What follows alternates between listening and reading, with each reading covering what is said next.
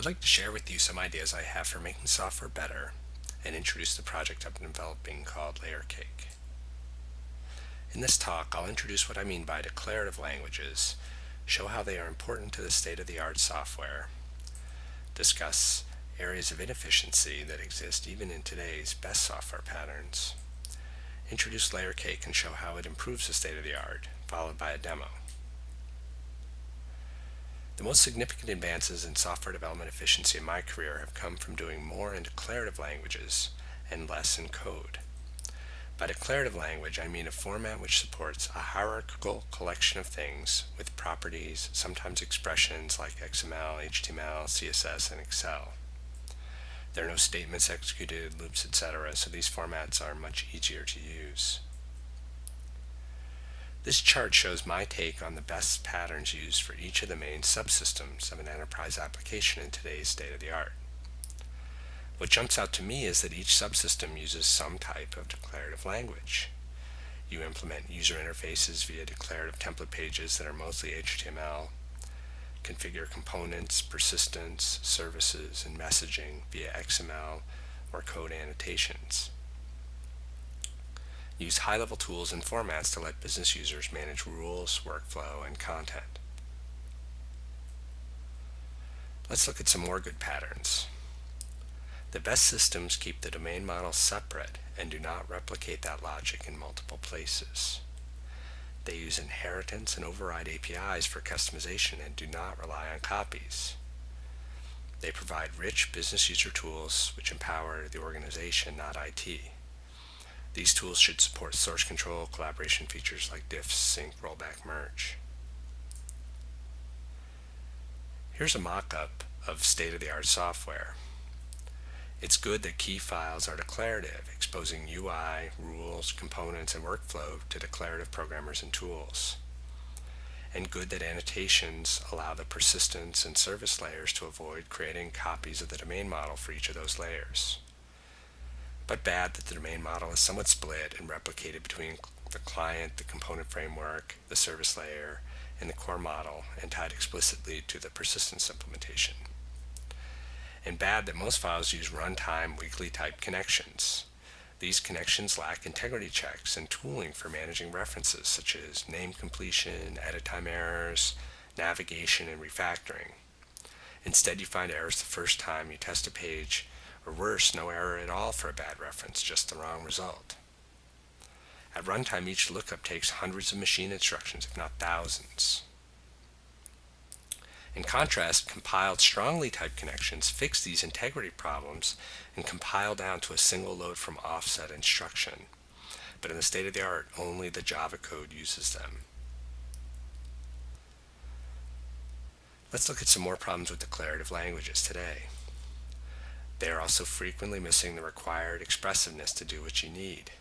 Then you're forced to generate the declarative file from code, losing the benefits.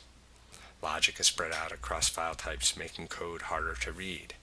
And there are so many file types, it may be that no one on the team understands them all.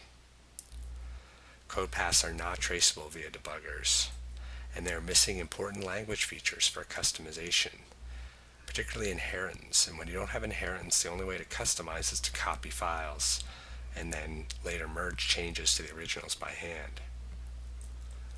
The tools tend to be complex, incomplete, and lack necessary hooks into your development environment for versioning, staging, deployment, and A/B testing. With today's state-of-the-art, programmers also face challenges with their code which cause engineering inefficiencies. The platform matrix appears to be expanding, not shrinking, requiring copies of code to be made across client, server, and mobile. Frameworks frequently parse lots of declarative files at startup, resulting in long restarts, particularly as projects get very large, slowing development. Programmers must predict how their software will need to be customized, and they must write explicit code for customization hooks. At the same time, they must design their code to be modular and ensure compatibility between releases, not only to the code out there, but for all the declarative formats which use their code. I believe LayerCake improves the state of the art. It generalizes the concept of object-oriented inheritance with a new construct called layers. If you've used Photoshop, you're probably familiar with how you edit your image in layers. Photoshop automatically merges them to build the final image, but manages each layer independently. LayerCake uses a similar concept to let you organize your code in layers. It automatically merges them to build the version which is executed. Instead of image location, it uses a tree of names and files to do the merging, similar to Java's class path, but where files may also be merged. In addition to layers, LayerCake adds a few features to make coding more declarative, faster, and easy as well. Cake. All words in both human and computer languages can be split into two types: the control words, which form the structure of the language, and the set of words we extend to describe things.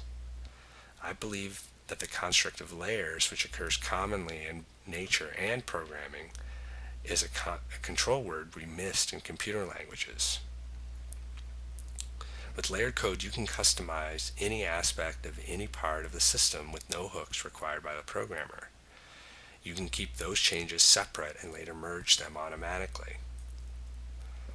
I'll show how layers let you manage dependencies more naturally in your code with less upfront design. Layers let you partition code by its function in the application or by its role in the project. Today, some designs end up with massive classes which become hard to manage. If you refactor into smaller, less natural types, you create namespace complexity and difficulty finding things. Layers let you find natural ways to organize code in complex types. Today, programmers use name conventions like UI user, DB user, user service to partition aspects of code. But unlike layers, this convention does not let you manage the overlap which occurs naturally between these different aspects. Above all, layers add a tremendous amount of power without sacrificing code integrity. Unlike aspect-oriented programming, you can trace all code paths and benefit from the same level of tooling as Java. But LayerCake is way more than just Java with layers. LayerCake contains just the right set of extensions which I found are necessary for a complete declarative framework. It includes support for definition of object graphs with forward references and cycles, multi-stage initialization, get-set conversion, and an intuitive and flexible data binding feature. Dynamic layers provide Excel-like interactivity for changes, even with large code bases, and compiled layers provide Java compatibility and performance. It's a framework for frameworks doing all the heavy lifting with an easy-to-use, highly customizable UI for building programs.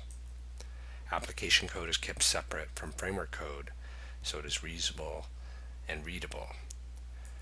LayerCake adds multiple inheritance to Java and removes some of the verbosity and complexity of imports and protection access by specifying them per layer. Let's look at how layers compare with modules in managing dependencies in your code. If you're careful, you can maximize the amount of independent code as we see in version 1. Independent code is tested in isolation and deployable as a separable unit, thus easier to reuse. But when you publish APIs to your code, you've tied modules to names. In version 2, those modules grow in complexity, and minor features in one module start depending on minor features in some upstream module. Yes, you could probably move code around, but doing so breaks compatibility and is a lot of work changing names, files, and build scripts. Too often you accept the new dependencies as in version 2, creating one much larger unit of code which must be tested and deployed in tandem. With layers, the first version can be the same. Use a layer for each module. But in version 2, instead of introducing the cyclic dependencies, use the same names in a new layer to introduce the features which add those new dependencies. Give customers an empty supported layer which you can point at the new layer to give them these new features. Unlike modules, you are free to move code back and forth between layers and create new intermediate layers as long as – published APIs of the supported layers do not change. This reshuffling lets you reorganize the code based on dependency, independent of how you originally packaged the code, without breaking compatibility. And you still have the benefits of modularity for development, packaging, and testing the bulk of your code. Here's a more concrete example. Your first e-commerce framework shipped has 3 separate modules: order management, user profiles, and the product catalog. Sales wants them separate as people may only need one or more. In 2.0, new features have been added. Promotions and discounts require adding information to the user profile and using that in business rules as part of order management. Similarly, we need to customize product display based on who you are, and so also need to tie the user profile to the product catalog. Engineering must work hard to keep the 3 independent code bases separate. Subclasses don't work. With layers, you retain the independent versions of the order, user, and product modules even in version 2. The promotions discounts feature is added in a new layer which enhances the order and user objects with new information. Similarly, the personalized pricing feature may add its own set of features to the user module, as well as enhancing the product. Engineering benefits from more independent code, and sales benefits from more packaging options. Note also that there are 4 different versions of the user object, clearly something you cannot do with simple subclasses. Now let's look at the mock-up from before in LayerCake. Just as before, UI rules and workflow are declarative. The component configuration is not necessary because layers let you customize any property after the fact and supports the other features component frameworks provide. Now all are dynamic in development, and all of the server files are compiled in production. Even the client code benefits from strong typing and unified tooling of references, refactoring, etc. The code can share the model layers between client and server and synchronize the overlap. The persistence layer, which is not shown, augments the model as needed. Now let's go to a LayerCake demo. To run a LayerCake program, I use the LC command along with a list of layers. I'll run the program editor and a unit converter sample, which I'll run in dynamic mode. We'll see the window for the program editor here and the unit converter sample over here. I'll go right to the main type for the unit converter, the class unit converter, and it is composed of 3 layers. The model layer, the extended model, and the swing UI layer, which we see in this browser as well as up top. I can change properties of the object just on the fly. And let's look at the current converter property. This is a data binding expression, and I'll switch into instance mode. So in instance mode, we're looking at the values for one instance. And here I see the current value is temperature, but when I change it here, it becomes distance, and that's implemented via this data binding expression, which is a forward binding with the := operator. And it uses the selected index from the current combo box, and when that changes, it pulls out the converter and assigns it to current converter in a declarative fashion. Let's look at some more data binding expressions. If I go into the model, I can look at the data binding, a bidirectional binding between value 2 and value 1. So this is : and when I change one value, the top one, the other one changes, and when I change the first one, this one changes, and that's because we're using a bidirectional binding. If I just used : then it would only go from the top to the bottom, and if I used : then it would only change from the bottom to the top. Reverse bindings are also used just to invoke a method when a property changes. So in that case, you're not really propagating a value, you're just running that expression. The extended model layer is just adding a few more converters, and let's switch to code view here to take a look at that. This is a purely declarative layer where we're modifying the unit converter type, we're modifying the converter subobject, and then we're adding 3 new converters. And in code view, these are all, you've got command line completion, and it's all highly structured, and I can make changes here, and they're applied in real time, and synchronized back again with form view. So let's add a new layer, and I'll add a layer called style A, and this actually pulls in 2 layers. So if I go back to the unit converter object, you'll see that there's a new style A layer here, and then also a style layer that style A pulled in, and then style is on top of the original swing UI layer we were looking at before. And style A is a transparent layer, so we see the properties that are set here in style A directly, and then I see grayed out the properties that it inherits from the style layer. If I go to code view, and I'll turn on merge mode, so we see all the files that make up the unit converter from this layer on. So here's style A, and it just sets these properties, and then in the style layer that it inherits from, it sets even more.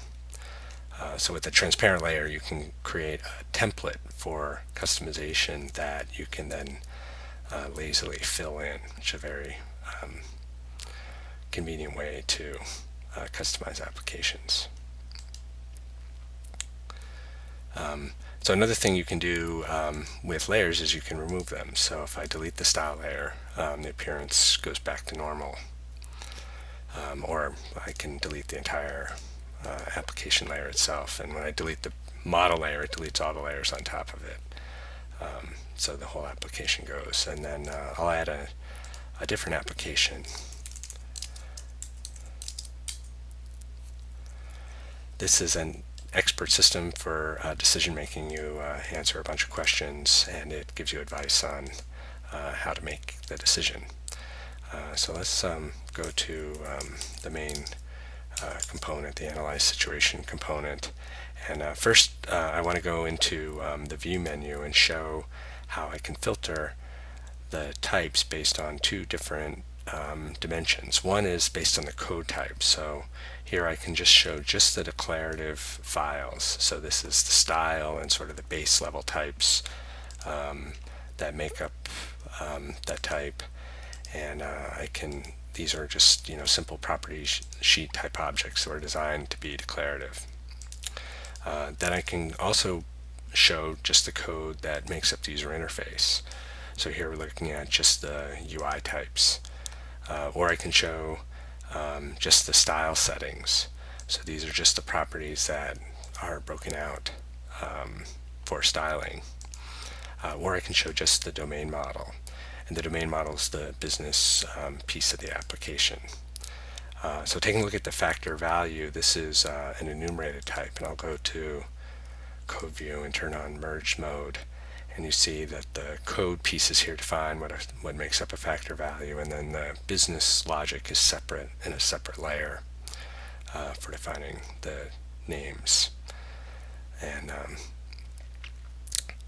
this is similar for the leadership style layer. And then the situational factor is also the same pattern, but here it's using the template language because there's these large sections of text that have new lines and formatting characters. So the template language lets you mix LayerCake code with freeform text, similar to JSP, but even more flexible, and it has still sort of the same structure tooling and things that you get from working in a high-level language.